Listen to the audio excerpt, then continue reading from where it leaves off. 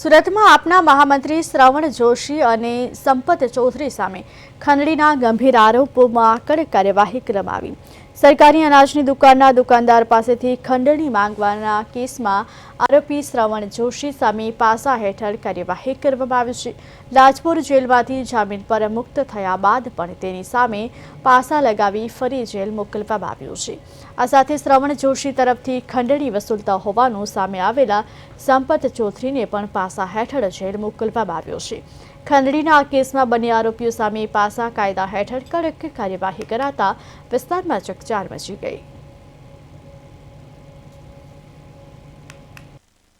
શ્રવણ જોશી કે જે ગોળાદરા અને લિંબાયત વિસ્તારના આમ આદમી પાર્ટીના મહામંત્રી છે કે જેઓ વારંવાર સસ્તા અનાજની દુકાનો પર જઈને વિડીયો બનાવતા હતા અને એ લોકોને ડરાવતા ધમકાવતા હતા। ત્યારબાદ આ જ વિડીયોનો ઉપયોગ કરીને ફરીથી વિડીયો નહીં બનાવવા માટે ટોટલ 1,50,000 આમ 1.5 લાખની ખંડણી લીધેલી એના માણસ સંપત ચૌધરીને। ત્યારબાદ આ વિડીયો જાહેર થયેલા અને વિડીયોમાં એવું સંપત ચૌધરી જણાવતા હતા કે આ પૈસા તેઓ પાર્ટીના ફંડ માટે ઉપયોગ કરે છે અને કાર્યકર્તાઓના ચા પાણી નાસ્તો અને સારી રીતે રાખવા માટે યુઝ કરે છે। ત્યારબાદ વિડીયોના અંતર્ગત 2 ગુનાઓ પણ દાખલ થયેલા અને એ ગુનાઓના અંતર્ગત 15 દિવસ પછી એમના જામીન મંજૂર થતાં ગઈકાલે જ આ બંનેને પાસા હેઠળ અટકાયત કરવામાં આવેલ છે।